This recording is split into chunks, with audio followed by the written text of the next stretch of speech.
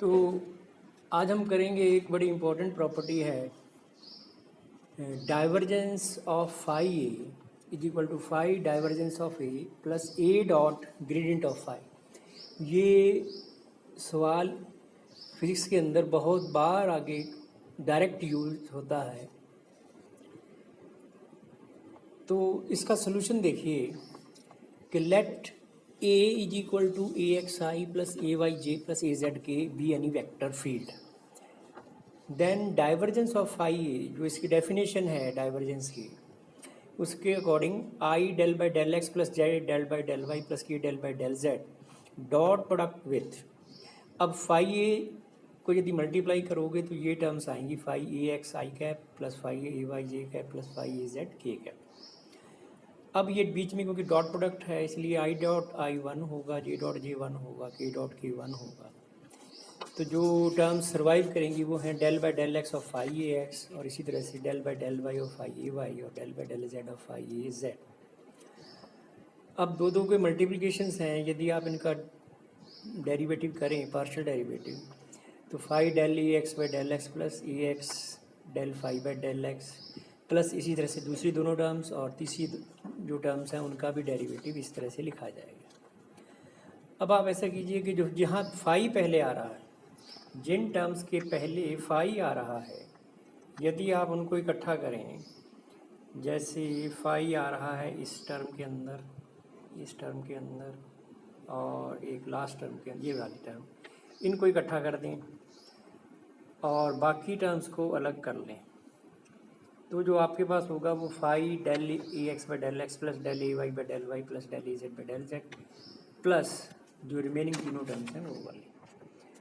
अब फाई यदि आप अलग लिख लें, ये जो लिखा हुआ है del by I del by del x plus J del by del Y plus K del by del Z dot E X I plus A Y J plus E Z K, इसके बराबर होगा। बाकी जो तीनों terms हैं उनको हमने dot product के टर्म्स में लिख लिया है कुछ इस तरह से, A X I plus A Y J plus A Z K dot product with I del phi by del x plus J del phi by del Y plus K del phi by del Z. अब पहला जो bracket है वो लिखा जाएगा phi divergence of A यानी del dot A plus A dot, ये जो है ये इसमें फाई यदि बाहर लिख लें आप तो नेक्स्ट स्टेप में आप लिख दीजिए A dot gradient of phi. So जो बहुत इंपॉर्टेंट आइडेंटिटी है वो है divergence of phi A is equal to phi divergence of A plus A dot gradient of phi. अब इसमें एक और इम्पॉर्टेंट बात है डाइवर्जेंस के अंदर कि ये समझना कि फिज़िकल मीनिंग जो है वो डाइवर्जेंस का क्या है। तो डाइवर्जेंस का जो फिज़िकल मीनिंग है इसको निकालने के लिए मैं एक एग्जांपल ले रहा हूँ कि मान लीजिए A is equal to X I, then divergence of A यदि इसकी वैल्यू निकाली जाए तो then I del by del x plus J del by del Y K del by del Z dot X I, इसकी value आती है +1। तो ये +1 जो वैल्यू है डाइवर्जेंस ऑफ ए की, ये क्या इंडिकेट करती है? इसको जानने के लिए आप एक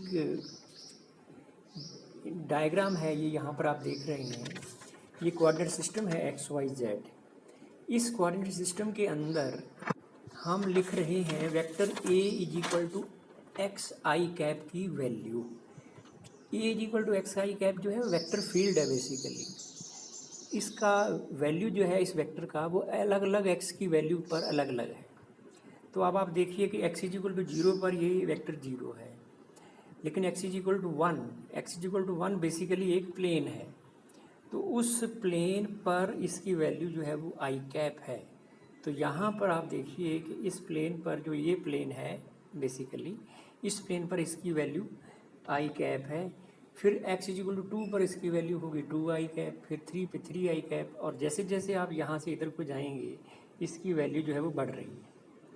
इसी तरह से यदि x इज इक्वल टू -1 पे चले जाएँ आप इधर, तो x इज इक्वल टू -1 पर इसकी डायरेक्शन जो है वो अपोजिट हो जाएगी।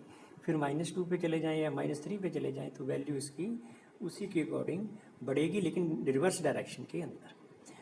अब आप देखिए इसके अंदर आप कहीं पर भी यूनिट वॉल्यूम ले लीजिए या कोई छोटा वॉल्यूम ले लीजिए, चाहे आप यहाँ पे लें, तो भी आप देखेंगे कि इस वॉल्यूम के हिसाब से नेट फ्लक्स जो है वो इससे बाहर निकल रही है, यानी इस वॉल्यूम में से बाहर निकलने वाली फ्लक्स ज़्यादा है और अंदर जो वॉल्यूम के आ रही है वो कम है।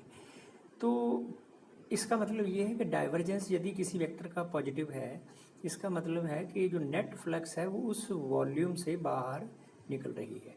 ये वॉल्यूम आप कहीं भी सिलेक्ट कर सकते हैं। आप यदि चाहें तो यही जो वॉल्यूम है यदि आप यहाँ पर भी ले लें मान लीजिए, तो यहाँ पर भी आप यही पाएंगे कि नेट फ्लक्स जो है वो इधर को भी बाहर निकल रही है, इधर को भी बाहर निकल रही है। सो जो वैल्यू है वो पॉजिटिव ही आएगी डाइवर्जेंस की। अब देखिए दूसरा एग्जांपल है कि जब A is equal to minus X I cap, A is equal to minus X I cap में क्या है कि डाइवर्जेंस की वैल्यू माइनस आ रही है, नेट -1। इसका मीनिंग ये है कि यदि आप इस वेक्टर को अलग अलग पॉइंट्स पे प्लॉट करें, यानी इसकी वैल्यू देखिए अलग अलग पॉइंट्स पर, तो जैसा कि इसकी वैल्यू में माइनस एक्स का लिखा है तो जीरो पर तो इस वेक्टर की वैल्यू जीरो ही है, यानी x is equal to zero, यानी एक प्लेन है वाई जेड प्लेन, वहाँ पे इसकी वैल्यू जीरो है।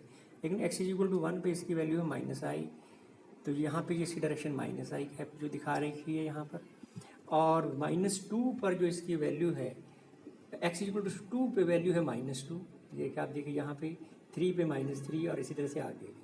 दूसरी साइड में यदि x -1 करते हो तो इस वेक्टर की डायरेक्शन जो है वो पॉजिटिव हो जाए, क्योंकि -1 साइन पहले से।